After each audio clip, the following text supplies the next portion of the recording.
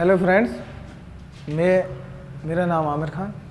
जैसे कि कल एक वीडियो हम लोगों ने देखा, इससे पहले एक लेक्चर कि ज्योग्राफी का इंट्रोडक्शन, मतलब ना केवल ज्योग्राफी और जीएस सब्जेक्ट के लिए कि कैसे हमें प्रिपरेशन स्टार्ट करनी है, कहाँ से हमें कंपटीशन की तैयारी करनी है, किस सब्जेक्ट की समझ होनी चाहिए, कहाँ से हम कौन सब्जेक्ट पढ़ें। तो मैंने बताया था कि सबसे पहले जो हम समझेंगे जो सब्जेक्ट, वो हम समझेंगे ज्योग्राफी। और कंपटीशन तैयारी करने के लिए सबसे पहले हमें स्टार्टिंग ही मेरे हिसाब से, बाकी मैं एक हिसाब से बताऊं कि ज़्यादातर जो इम्पोर्टेंट रहता है, अपनी अपनी जगह सभी सब्जेक्ट इम्पोर्टेंट है, लेकिन ज्योग्राफी की एक ऐसी समझ है कि जिससे आप सारे सब्जेक्ट को रिलेट कर सकते हो। तो आज हम स्टार्ट करते हैं मैपिंग से, जिसमें बाइलिंगुअल क्लास लगेगी, हिंदी इंग्लिश दोनों मीडियम में रहेगी, ठीक है। और मेरा बैच ऑफलाइन भी है, ऑनलाइन में अभी स्टार्ट किया कि स्टूडेंट की रिकमेंडेशन पर। तो मैं यहाँ जो स्टार्ट करने जा रहा, तो वो आज में पढ़ेंगे हम लोग, एक बेसिक से आनेंगे कि विश्व के भूगोल में कि मैपिंग की क्या समझ होगी। तो सबसे पहले हम आज स्टार्ट करेंगे कि यहाँ पे जो इम्पोर्टेंट है,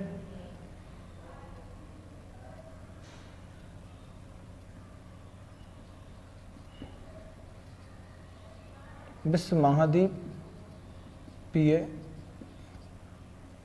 भूगोल,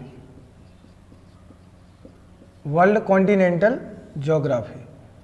इंग्लिश मीडियम वाले होंगे तो थोड़ा वॉकैब लिखते जाना, बाकी मैं भी यूज करूँगा। आज अभी एक दो दिन थोड़ा कम करूँगा, लेकिन फिर इसके बाद मैं वॉकैब पूरा इंग्लिश में यूज करूँगा।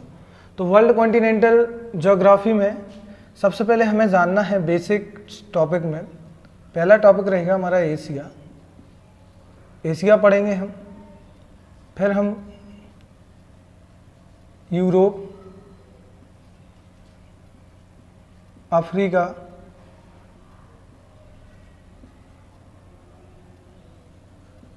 North America,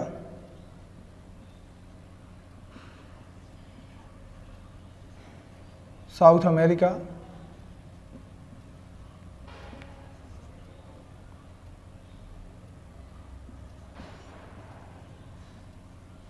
Australia,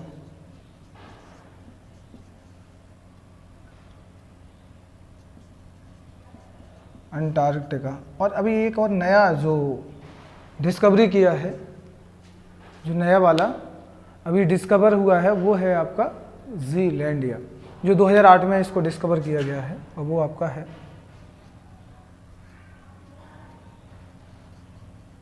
Zealandia. ये 8 कॉन्टिनेंट है। 8 कॉन्टिनेंट के बारे में हम डिटेल से जानेंगे, जिसमें हम सबसे पहले एक पॉलिटिकल समझ जानेंगे, राजनीतिक मैप, फिर उसमें ज्योग्राफिकल देखेंगे।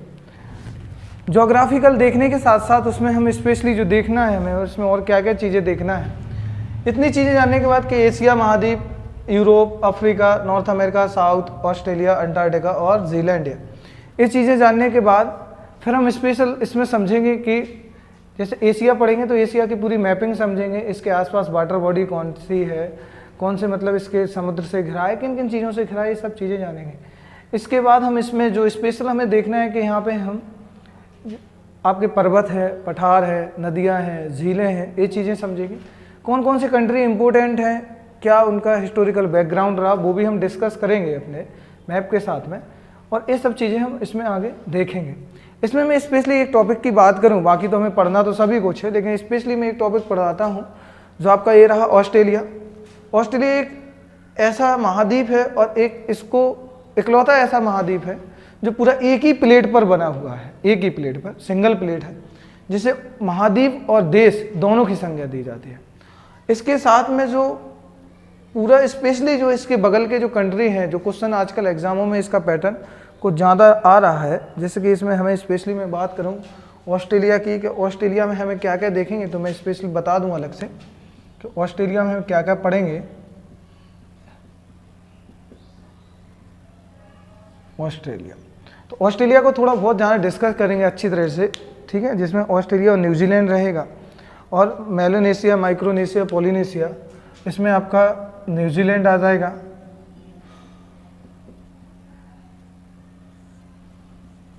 ठीक है। माइक्रोनेशिया ये पढ़ेंगे हम इसमें, पोलिनेशिया,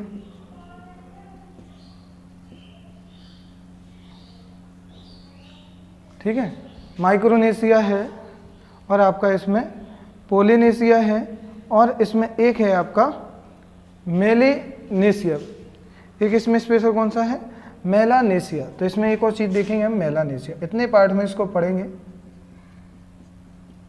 ये पूरा आइलैंड से बना हुआ है, द्वीपों का समूह है, ग्रुप ऑफ आइलैंड है। ये सब हम जानेंगे, ऑस्ट्रेलिया को डिटेल से अच्छी तरह से पढ़ेंगे। जो क्वेश्चन ज़्यादातर बनते हैं, जैसे कि इसमें आसपास के जो आइलैंड आते हैं और इसी के न्यूजीलैंड वाले भाग में ही जीलैंडिया जो महाद्वीप है, कॉन्टिनेंट है जीलैंडिया, उसकी इसमें क्या की गई है, मतलब कि डिस्कवरी किया गया है और उसी के बारे में हम डिस्कस करेंगे स्पेशली इस टॉपिक को। तो ये रहा टॉपिक जो हमें विश्व के महाद्वीप के भूगोल में जो एक समझ चाहिए, अंडरस्टैंडिंग चाहिए, एक अंडरस्टैंडिंग चाहिए, स्पेशल हमें समझना है। तो जैसे मैंने बताया कि इसमें ऑस्ट्रेलिया में जो हमें पढ़ना है, न्यूजीलैंड स्पेशली पढ़ेंगे हम यहाँ पे, माइक्रोनेशिया, पोलिनेशिया, मेलानेशिया, ये कंट्री ऐसे यहाँ से आज के एग्जाम में क्वेश्चन आते हैं और ये थोड़े से, ये वाला भाग बहुत ज़्यादा टफ कहलाता है एग्जामों के हिसाब से, क्योंकि यहाँ पे ज़्यादातर स्टूडेंटों का फोकस नहीं जाता है इस वाले एरिया पे कि इसमें से हमें कितना देखना है कितना नहीं देखना है। और यहाँ पे बहुत सारे द्वीप, छोटे छोटे द्वीप हैं और ज्वालामुखी द्वीप है, वो मुगा चट्टानों से बने हैं सारे, ज़्यादातर द्वीप ज्वालामुखी और मुगा चट्टानों से बने हुए हैं। हम डिस्कस करेंगे कि मुगा चट्टान क्या और ज्वालामुखी से कैसे बने, ये सब चीज़ें भी हम डिस्कस करेंगे। तो ये बेसिकली हम ये सब समझेंगे। इम्पोर्टेंट इसमें मैं एक चीज़ बता दूं कि अभी आपका जो सिलेबस है विश्व महाद्वीप भूगोल, जो भूगोल की एक अंडरस्टैंडिंग समझ होनी चाहिए, तो आपको मतलब जो विश्व मैपिंग की समझ के उस टॉपिक में हमें क्या क्या पढ़ना है। हाँ, इसमें एक चीज़ और मैं बता दूं कि इसमें 4 आपके वो आएंगे, यानी कि 4 आपके ओशियन है, बेसिकली 4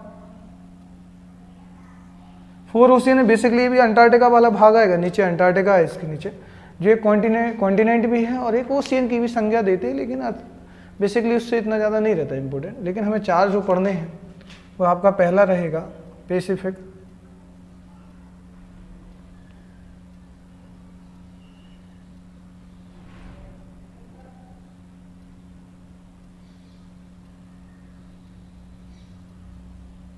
पैसिफिक ओशियन,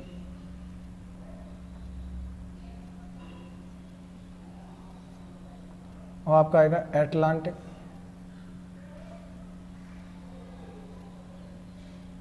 ओशियन, आएगा इंडियन, और फिर चौथा आएगा आर्कटिक।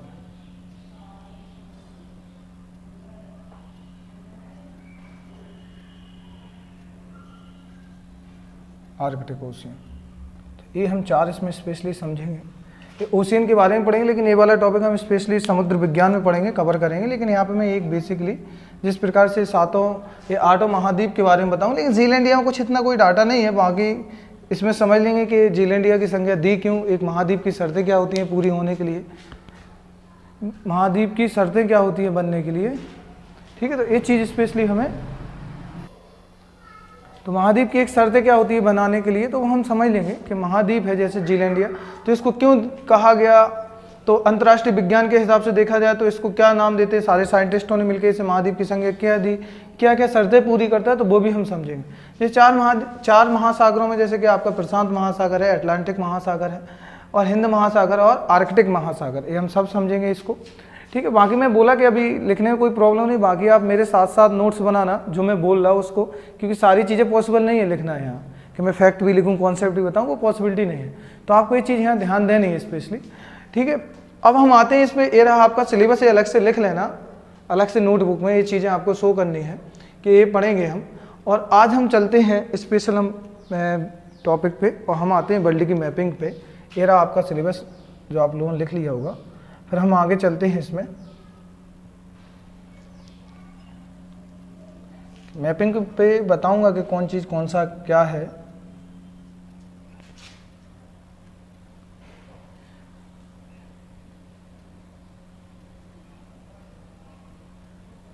चलो, तो देखिए ये आपका जो देख रहे हैं किनारे पे, ये वाला जो हिस्सा दिख रहा, ये आपका है उत्तर अमेरिका या नॉर्थ अमेरिका। ये क्या है, ये महाद्वीप है उत्तर अमेरिका।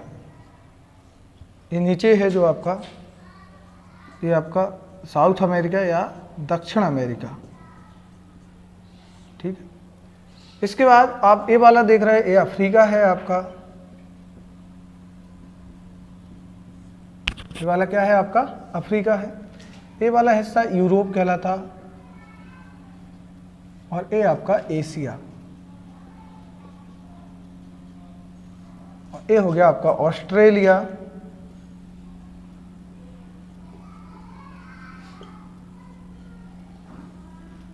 और ये आपका न्यूजीलैंड।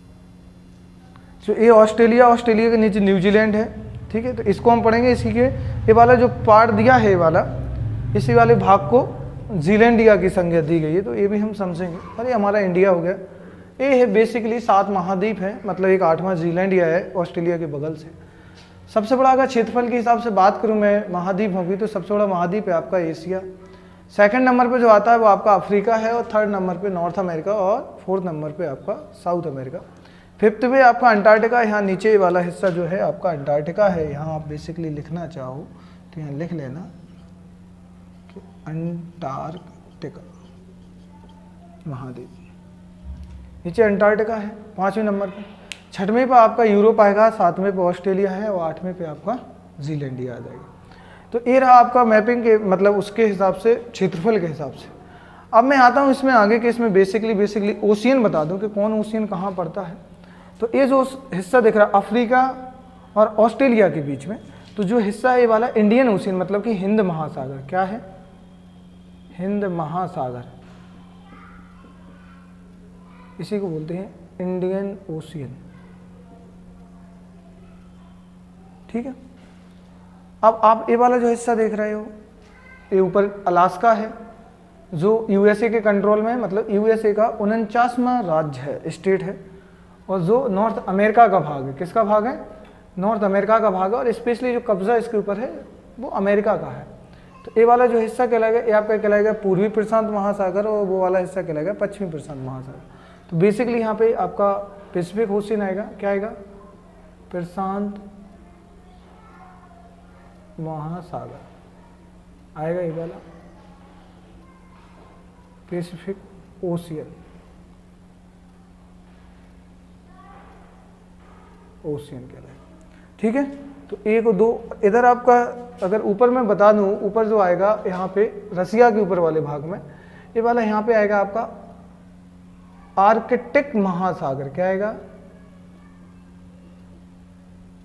आर्कटिक महासागर, मतलब आर्कटिक ओशियन, ठीक है। फिर हम आते हैं वही उस तरफ, वो इस तरफ भी, मतलब कि आपका पैसिफिक ओशियन आ जाएगा इधर पर भी, प्रशांत महासागर। फिर आप यहां पे देखिए कि यहां पे आपको मिलेगा अटलांटिक ओशियन,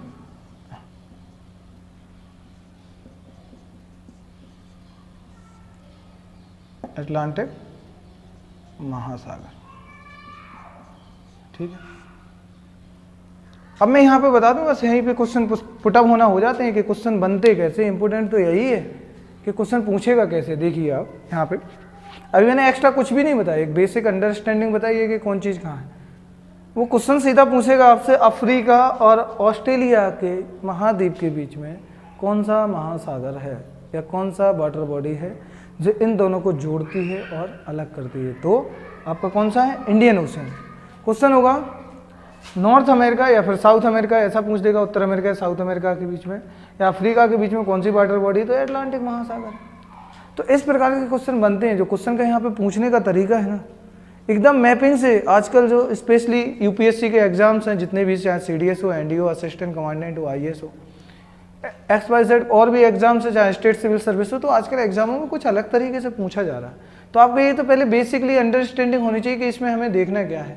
तो ये आपने एक बेसिक जाना कि अभी महाद्वीप कितने हैं और ओशियन 4 हैं जिनको हम डिटेल से पढ़ेंगे, पूरी एक बॉडी पढ़ेंगे ये सब चीज़ें।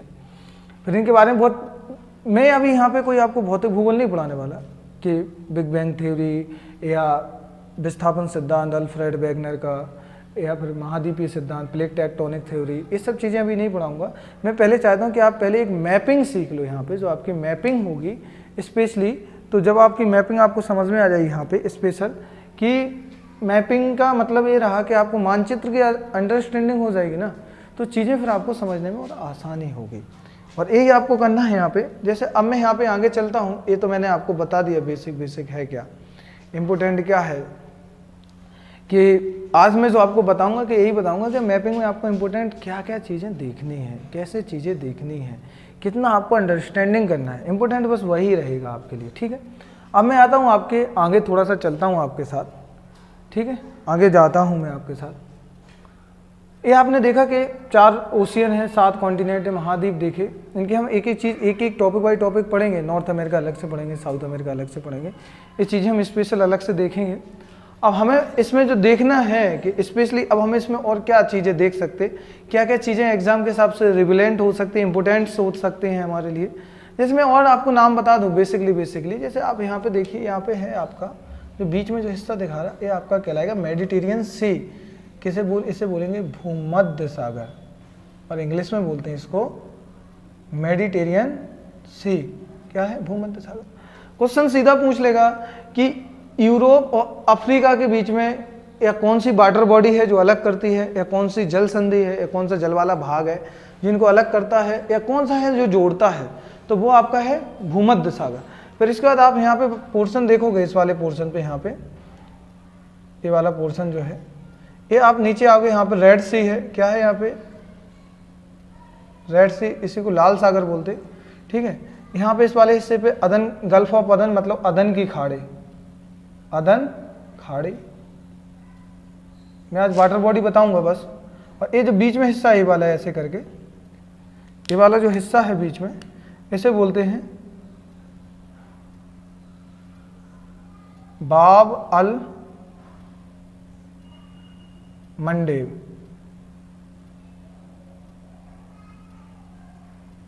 बाब अल मंडेब। देखिए क्वेश्चन सीधा पूछ लेगा कि आपका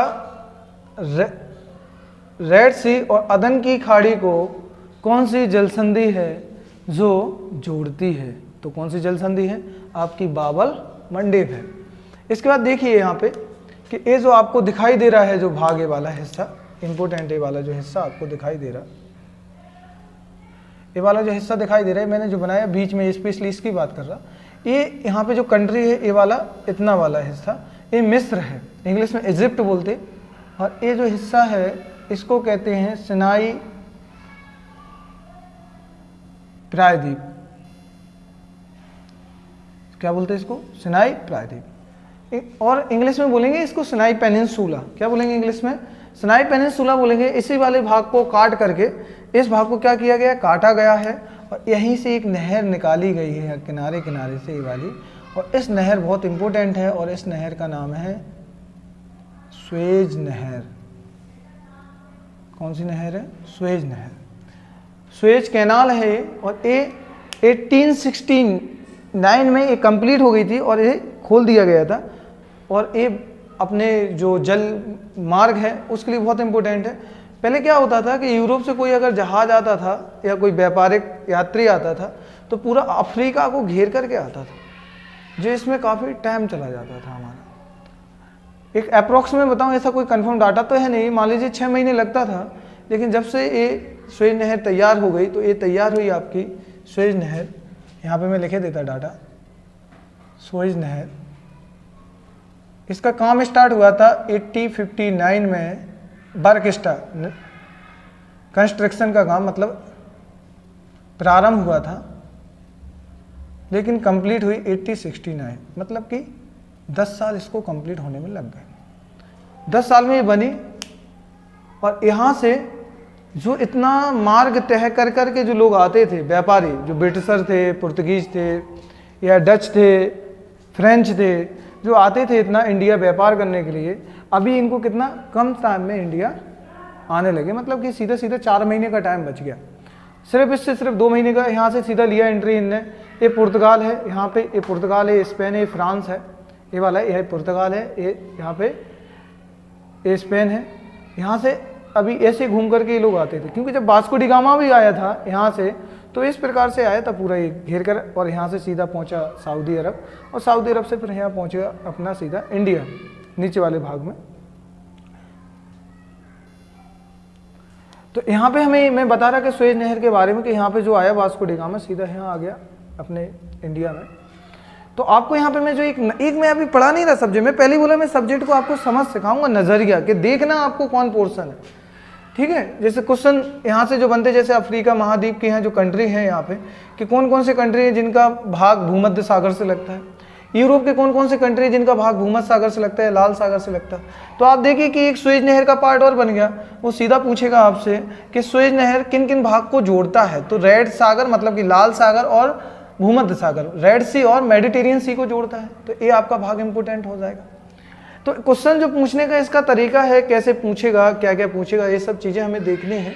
वही बात आप कहीं पर भी देख लीजिए किसी भी पोर्शन पे, मैं इसी पोर्शन की बात ना करूँ, आप ऊपर देख लीजिए यहाँ बाल्टिक सागर है, ये सब मैं चीज़ें आपको एक एक चीज़ बताऊँगा।